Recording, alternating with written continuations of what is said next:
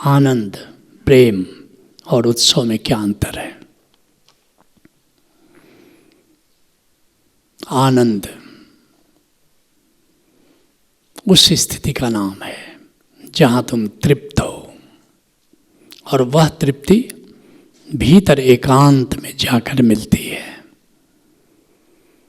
दो मार्ग हैं, प्रवृत्ति मार्ग और निवृत्ति मार्ग, भक्ति मार्ग, ज्ञान मार्ग, प्रेम मार्ग, ध्यान मार्ग। ध्यान मार्ग कहो, ज्ञान मार्ग कहो, निवृत्ति मार्ग कहो, एक ही है, ऑल एक्सक्लूसिव।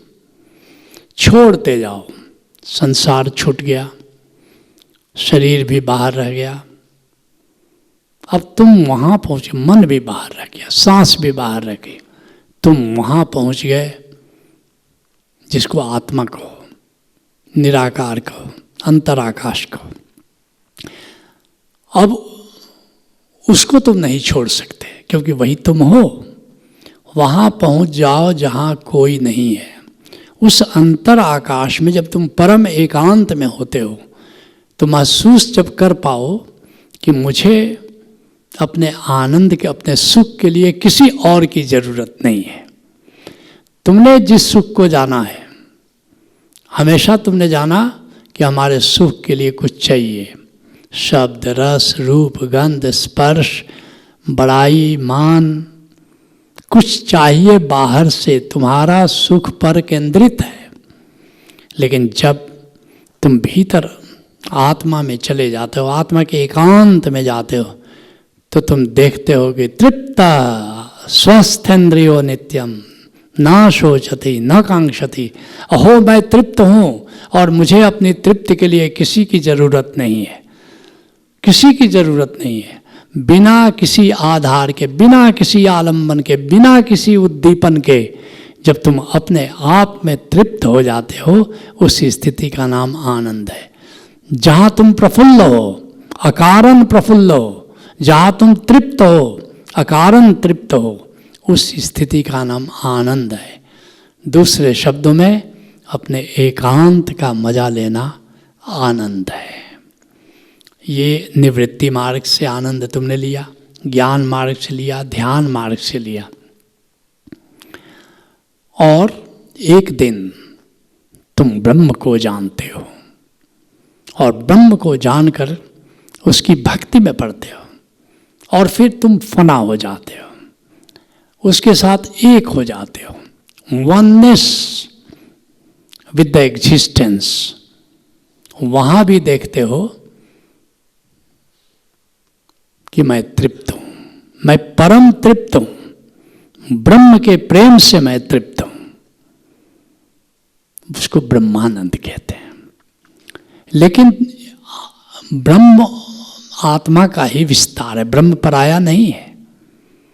तो यहाँ भी तृप्ति पराये के कारण नहीं। तुम कहोगे कि ब्रह्म भी पराया है, उससे तृप्त हो रही है, नहीं, ब्रह्म पराया नहीं, वो हमारा ही एक्सटेंशन है, हमारा ही विस्तार है।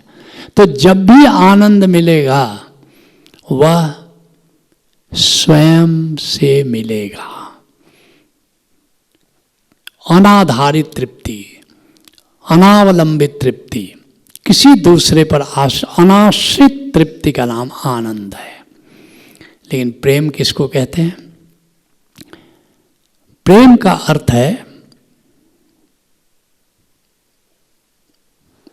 अब किसी के सानिध्य का मजा ले रहे हो। सानिध्य का मजा लेना प्रेम है। किसी के साथ का मजा लेना प्रेम है। किसी को देने का मजा लेना प्रेम है। वो गीत तुमने सुना होगा, सांस की ज़रूरत है जैसे ज़िंदगी के लिए, वैसे एक सनम चाहिए आशिकी के लिए। तो आशिकी के लिए, प्रेम के लिए किसी और की ज़रूरत है। लेकिन प्रेम क्या है? देने का मजा लेना प्रेम है। काम क्या है? लेने का मजा काम है। दे करके किसी को तुम सब कुछ दे देना चाहते हो। किसी के साथ का तुम आनंद है, तुमको मजा आता है जिसके साथ किसी को कुछ देने का, किसी के साथ कुछ शेयर करने का जो मजा लेता है उसका नाम प्रेम है। और लेकिन प्रेम डायरेक्टेड है, किसी के तरफ डायरेक्टेड है। आनंद में कोई डायरेक्शन नहीं था, लेकिन भीतर की बात थी। प्रेम में मजा तो ले रहे हो, लेकिन तुम्हारा चेतना किसी की ओर डायरेक्टेड है, कोई और है जिसके सानिध्य का तुम मजा ले रहे हो। हाँ, एक दिव्य प्रेम भी है, अकारण प्रेम भी है, अकारण प्रेम। लेकिन उसमें भी प्रेम अकारण है, लेकिन जो सामने है उसकी ओर बह रहा है। जो सामने, ऐसा नहीं कि वो मेरे पिता हैं इसलिए प्रेम है, वो मेरी माँ है इसलिए प्रेम है, कोई उसमें कारण नहीं है। लेकिन उत्सव, अब फिर थोड़ा सा उसमें एलिमेंट आनंद का आ गया, अर्थात कि तुम्हारा प्रेम है लेकिन डायरेक्टेड नहीं है। अर्थात जैसे गणेश उत्सव मनाया जा रहा है, या यहाँ पर कीर्तन संध्या मनाई जा रही है, और तुम अपना प्रेम सबके साथ बांट रहे, जो है, कोई कारण नहीं कि ये हमारे माँ है इसलिए हम प्रेम कर रहे हैं, ये हमारा बेटा है, ये हमारा मित्र है इसलिए हम प्रेम कर रहे हैं। बस जो है, जो आ गया, जो शरीक है, अपना प्रेम सबको तुम लुटा रहे हो, अपना प्रेम तुम सबको बांट रहे हो। उस स्थिति का नाम उत्सव है। बहुत से लोग सोचते हैं कि उत्सव आनंद का अतिरेक है, क्योंकि चंडीदास ने कहा था, आनंद हमार गोत्र उत्सव हमार जाति। तो आनंद से उत्सव को लोग अक्सर रिलेट करते हैं। नहीं, आनंद की प्रतिध्वनि उत्सव नहीं है, आनंद का अतिरेक उत्सव नहीं है। आनंद तो हमेशा एकांत की स्थिति है, हमेशा एकांत की स्थिति है, वहाँ दूसरे से कोई मतलब नहीं है। लेकिन उत्सव में भी दूसरे की ज़रूरत है और प्रेम में भी दूसरे की ज़रूरत है।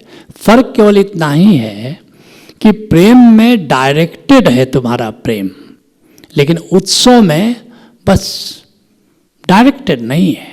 जैसे एक फूल है, वो खुशबू बिखेर रहा है, जैसे कि बादल है, बस वो बरस रहा है। ऐसे ही तुम्हारे भीतर अब इतना प्रेम है कि तुम उसको बांटना चाहते हो, और उसमें कोई तुम्हारा कंडीशनिंग नहीं है, उसमें तुम्हारे कोई सीमा नहीं है।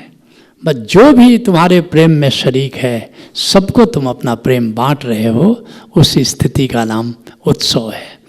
एक साधक के लिए ये तीनों गुण बहुत ही अनिवार्य गुण है। एक साधक के विकास के लिए ये तीनों, आनंद, प्रेम और उत्सव, तीन महत्वपूर्ण आयाम हैं, और वही साधक विकसित हो सकता है जिसके जीवन में आनंद, प्रेम और उत्सव तीनों घटित हो। Let's acknowledge.